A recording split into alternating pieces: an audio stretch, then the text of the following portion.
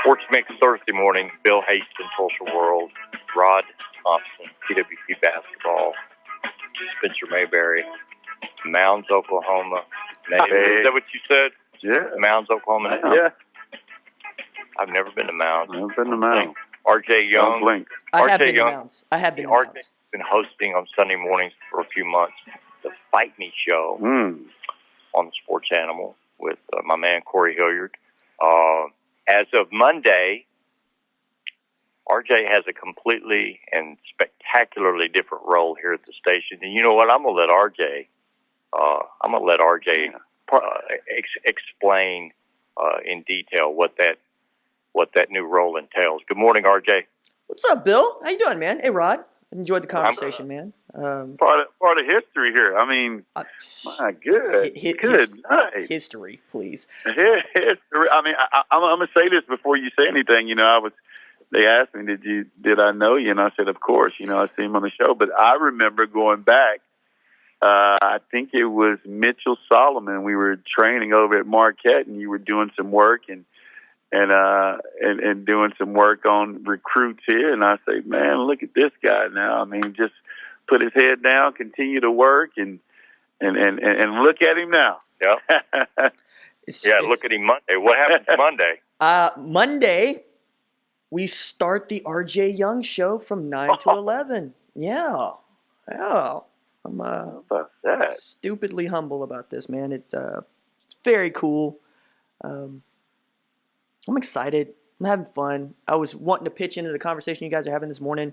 And as a matter of fact, you're talking about the positionless basketball and Golden State Warriors. And I was actually thinking about Mitchell and how that dude was a stretch four until he got to Oklahoma State. And I was going, that's exactly the kind of dude that they actually did try to turn into Wayman Tisdale and whatnot. So you can already tell I'm thinking about it. I'm excited about it. I'm having a good time. I'm really, really excited about the opportunity. RJ told me last night that he is I thought he was a Tulsa lifer, but he was born in Oklahoma City or Midwest City, I guess. Has spent more than half of his life in Tulsa. Attended Booker T. Washington and Memorial High Schools. I'm not sure if he's lost count on how many college degrees he has, but he's a highly educated man. And I don't know. I think it's he will bring an energy to the 9 o'clock show. Yes, that's the first word that comes to mind, because if you look at any of his YouTube work, his social media work, and listen to Fight Me, the word energy always, if I had to pick a word to describe the presentation, it consistently is about energy. You know, RJ, what would you tell? I mean, I know my impression when I was involved with you when you were doing, covering, and we were talking about Mitchell Solomon. I mean, I always think about energy and work ethic. But what would you tell those young people that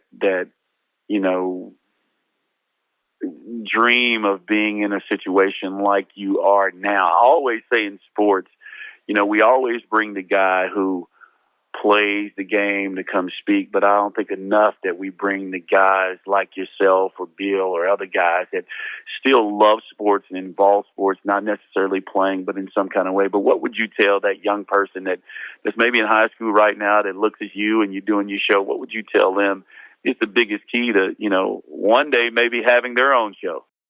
Take your licks. Fall down. Get used to being on the ground. Understand that it ain't going nowhere. It's not going to get any further than there. And if you get comfortable on the ground, you get comfortable standing back up. And if you want to work in the business hits back.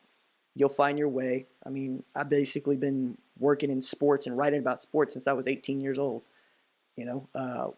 Up late at night watching Fox Soccer Plus when that was still a thing, and getting used to the idea of what it would be like to cover a game, to watch a game, to think about it critically, to be a kind of a theater critic, right? You're not necessarily saying who wins or who loses.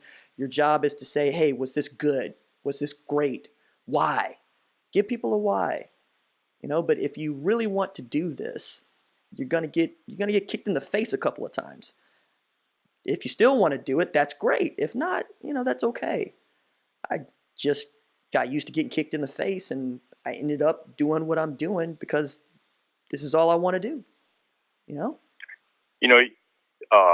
You bring up a fantastic point, and the difference between journalism and any medium today, RJ, versus 25 years ago, is that we don't come on here and talk and report who won the game. Everybody knows who won the game. Every game is televised. What you have to provide is context, and what you have to provide is analysis and explanation. And so that's the biggest difference to me. If you take 1995 journalism versus 2019 journalism, it is a completely different game.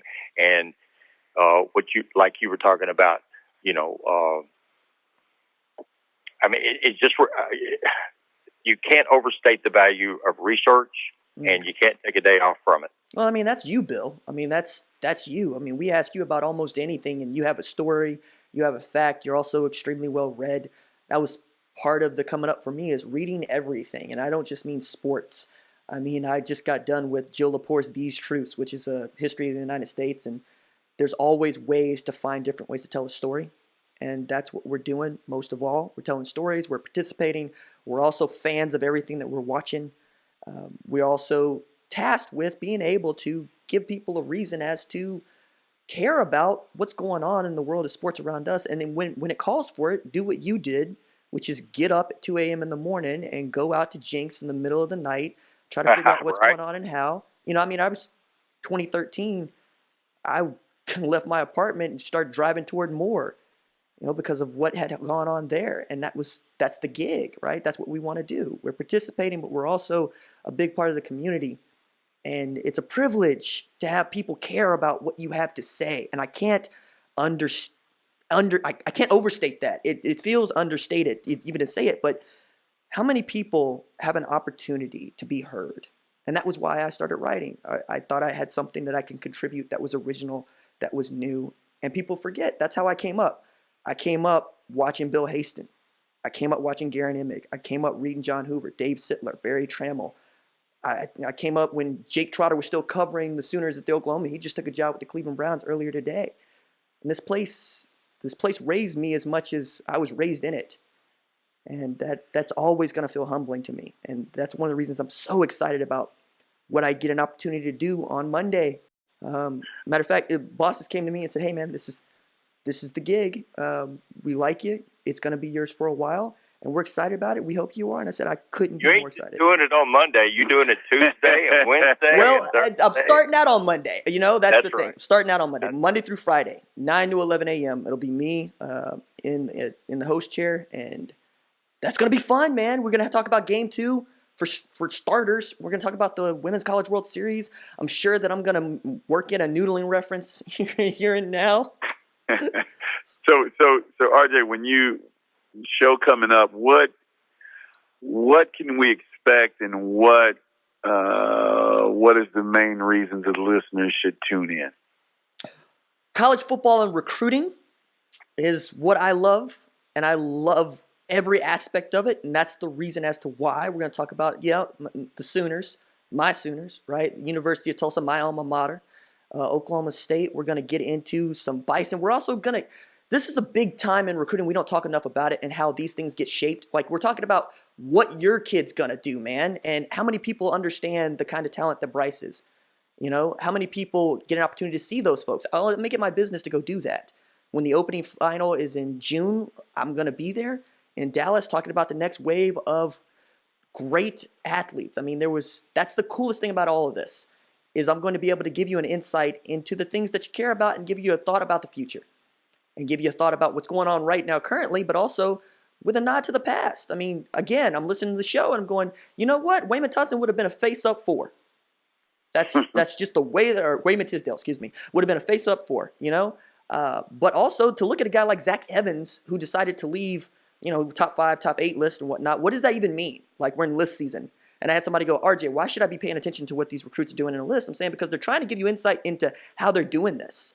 And you talked about the official visits that you're taking and why those things are important and being cognizant of these coaches' time. Well, I mean, I'm talking to them. I'm talking to folks like you, Rod. I'm talking to the parents of these recruits, and I'm trying to give a really good insight into how things are working in the age of, say, the transfer portal, where it's not just for football. I mean, the ace for the OU Sooners women's softball team, we came out of the transfer portal from Arizona State. Why? How? Those things are interesting.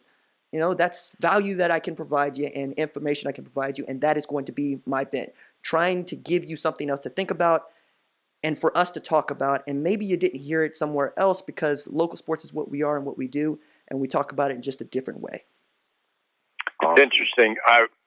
I remember when I was aware of Bryce Thompson before his 9th grade season at Booker T, and then in the blink of an eye, he's a household name statewide, and now he's going into his senior year. There's a 9th grader now at Booker T named Gentry Williams, who, I don't know, Rod, 18 months from now, No. He'll be a household name, and probably is destined to be. And RJ will track it every day and every step.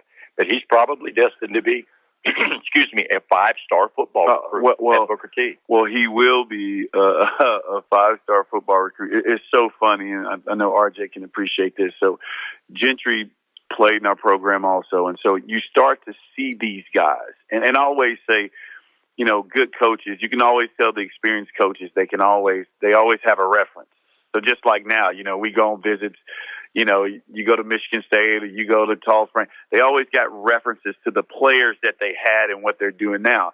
And so I always like to say, and I remember telling Gentry's dad, you know, he would come down to lessons, and I said, this dude is a faster Dax Hill. But Dax played, and so you start seeing these guys, and then you have Josh Proctor, and I'm just referring to Miles Lusher. I'm just referring to the guy, Isaiah Jacobs, guys that have been in the program that you see, you know, they're good basketball players, but you see something special. And when you talk about that kid, I remember him coming down and playing, and his running and his jumping and how he moved. And I said, you know, that's like Dax. And I'm like, how fast is he? And he's like, oh, he's one of the top guys in the country. He dropped 47 seconds in the 400-meter dash at the state championship. I can't tell you how fast that is for a kid that young. I mean, I ran the 400 at TU, and I wasn't blowing anything up, but 47 is still a very fast time in college, folks. Like, that's it. I get where you're going when you say Dax Hill as a comp for him, but Dax is probably the purest football player that I've ever seen in my life, just from one side or the other. But what Gentry is going to have to figure out is he a wide receiver? Is he a defensive back? And I think those things are going to be interesting because we're talking about 2022 kid, right? We're talking about a guy that still has a lot of time left to figure out exactly what it is he wants to do. And it might be running track. You know, that might be what he decides to do. But those things are interesting. And being able to talk about those things with the numbers at hand and not just the live evaluations or the stories from parents and their friends, which are, I mean, that some of my favorites come from those folks. But also being able to see those kids matched up against other guys outside the state because we don't have an AAU circuit. I mean, we got 7-on-7, but we don't really trust it like that. We trust camps. We trust valuations, metrics, those sorts of things. And that's what I love to do, and that's what the show is going to probably be centered around. But, you know, if we're talking about Thunder, we're going to talk about Thunder. You know, just college football is what I love, and I figured out that we are a college football state. We're a wrestling state, and when we're winning, we're a softball state. And right now, we got both teams. I say both teams. We got 2 of the 3 teams in the College World Series, and I'm really excited about that. RJ, you going to hang with us during the next segment? Sure, man. I'm here. Sweet. You now have more sports talk options than ever before. You can tune into our sports animal programming on 97.1 FM in Tulsa, down to McAllister, 96.1 FM in the Grand Lake area, all the way up to Joplin, and 101.1 FM in the Bartlesville area, all the way north to Caney, Kansas. You can listen online at sportsanimalradio.com during live programming on our iPhone app, sportsanimaltulsa.com on Alexa or Dot, or you can even tune in on ESPN Radio on AM 1550 and 99.9 FM. RJ Young, the host as of Monday of the RJ Young Show here on The Animal, 9 to 11, weekdays. Rod Thompson, Bill Haston will be right back to resume with RJ Young. We'll be right back after this. Are you listening? Build an argument. This is Sports Talk Radio, not your daddy's Facebook page. Damn. I'm fired up. We got game one tonight. Wow, what a night of TV, come to think of it. Game one on ABC, NBA Finals, Kawhi Leonard versus the Warriors. And then on ESPN2, you got Oklahoma State and OU Women's College World Series softball. That's compelling television. It really is, actually. Softball's fast-paced to watch. Yeah, but they have it simultaneously going with the finals when the Sooners are playing, man. I know. RJ, I'm sure you got 4 TVs all stacked up in your living room. You'll be fine. Hey, Rod, I don't know if you remember this, but I'm from Tulsa, and I went to a TPS school, and we might have to. I don't know. We might have to bootleg a couple of these. Yeah, there we go. This is one of those nights where I've got I'll have basketball on the big screen, and I'll have softball on the tablet. That's what I'll do. Yeah. It's not a bad That'll idea. be good. I got to watch it. R.J. Young joins us as of Monday, 9 o'clock Monday, and for the rest of time, he will be the host. It's an interesting next step for R.J. Young for sure. Because if I had asked R.J. 18 months ago, hey, or if I just said, hey, man, you're going to be the host of the 9 o'clock show on the Sports Animal, I don't know what his response would have been. I'd have kicked you in the shin. There you go. Where is Mom going to be? Is she my mother, like I told her that this is going to happen, and my mom's true fashion was like, so can I come up and watch? No, you cannot. No. Because my mother is also the kind of person, like, if you listen to Fight Me, you know that I talk about my mom a lot. My mother and my parents are very, very important to me, and they've been integral to everything that I do. But my mom will produce the show as I'm doing it. So I get text messages about, hey, you should have done that longer, or you should have done that shorter. Speak up. Hey, you're getting tongue-tied. What are you talking about today? Why are you talking about that? And I'm going, Mom. Like, what do you tell my mom? What do you tell your moms? Like, if your mom is trying to, if your mom was trying to tweak your game, while you out there trying to run the point at TU, what you doing? You got to nod your head, say yes, ma'am. Yes, ma'am. Yeah. Yes, ma'am. So I'm looking forward to that. R.J. Young show. So it's no more Fight Me. It's R.J. Young show. Yeah, I'm sure we're gonna have a Fight Me aspect to it, because Fight Me is kind of one of those things that I do, and I found other folks have latched onto it and tell me about it. Like, they'll see the hashtag and they'll be like, hey, why are you using RJ's phrase? I'm like, it's a phrase, whatever. But I enjoy it. I also like delivering an argument. I like delivering a point. But, there's no reason to hammer it in the way that I sometimes do. Except I still do, right? Because I got this master's in rhetoric. When did you know that maybe this is what you wanted to do? I mean, I get people to ask me this all the time. I've been fortunate to do television and, enjoy it. And my situation was a little different. A guy couldn't show up and somebody just said, hey, we think you'll be great at this. And, the next thing you know, I've been, fortunate to do a lot of games. 20 years. 20 years.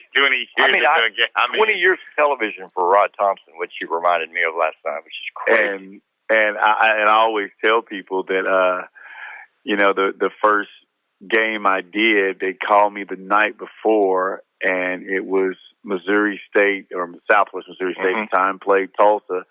And I got to do the game with Bill Land, who had called my games, and we get done, and he says, Rod, how long you been doing this? And I said, they called me last night, Bill, and so I began to ask him, what do you need to work on? And, my thing, I said great every 3 words. So when when it was great, it really wasn't, because I'd said it 100 times. But I began to work on that. But that's kind of how I kind of fell into it. But when did you know, RJ, that this was something that, you wanted to do? Oh, probably about the time that I got a call from Kevin Ward, the program director, who had told me, we seen the videos and we wondered if you would want to do a segment on Mondays talking about the Sooners. And I was like, yeah, that'd be fun. I just talk about OU football for 15 minutes. I'll do that. And, after that, it was I'm on YouTube, so you can see my face. And what I found was people experienced what I was doing, not necessarily as television, but as radio, like a simulcast radio show. And I decided to build around that because I came to understand that people would much rather hear me talk than read my writing, which was a really jarring thing to admit because I'm a writer. I mean, I've written 3 books. I had a book written about in the New York Times that did this whole bit where I go to get my master's in professional writing, think I'm going to be Wright Thompson, right? Think I'm going to write takeouts like Jenny Carlson. That just wasn't what it was, right? I found out that I am good at speaking because I can write. I can deliver an argument because I can write and I know how to research and I have those journalistic chops. But I didn't know this was something that I actually enjoyed and wanted to do until, I looked up at my YouTube catalog and heck, there at the time, it's like 600 videos up there. Now I'm up to like 1,000 because I basically do 2 segments a day on my show on YouTube. So I just got the reps in and it just became natural. And I was like, I really like this. I watch the game and I participate in the conversations on Twitter and Instagram and Facebook and what have you. And I would find that people would look forward to what I had to say about a specific event. And I got to continue to say that's a humbling thing. So you got to be good at it. You have to deliver. And I take that very seriously. And then I found that people ask for more. And I was like, cool, I can give you more. I can do that. That's cool. We can do it all day. And I was like, okay, yeah, this could be good. This could be fun. And then Fight Me became, that was also the station just kind of believing in me going, hey, what about a Sunday show? And at the time I think, cool, I do this until college football season, be able to recap college football on Sunday morning. That'd be very cool. And then this really cool opportunity presented itself way before I thought it would be here. But, I'm not going to turn down anything but my collar, and we're going to have a good time. Hey, it's a great platform. It's a great privilege. It's a great responsibility, actually, because listeners will become conditioned to wanting to hear you on Mondays and hear what you think about what transpired, during the weekend. And so anyway, we're up against it. We got to get out of here. R.J. Young debuts on Monday at 9 o'clock, the R.J. Young Show. And R.J. and I will talk again tomorrow. Congrats, R.J. And Rod Thompson, awesome. Thank you for coming in here with me today. No doubt, bro. And, I should have mentioned that earlier in the show. 20 years of television with Cox on high school sports, college sports. So, man, what a full plate you got. 4 surgeries today, a full radio show. Extremely blessed. And then I presume you got more surgeries ahead. I don't know. Not bad for a big team. That's right. Really fast.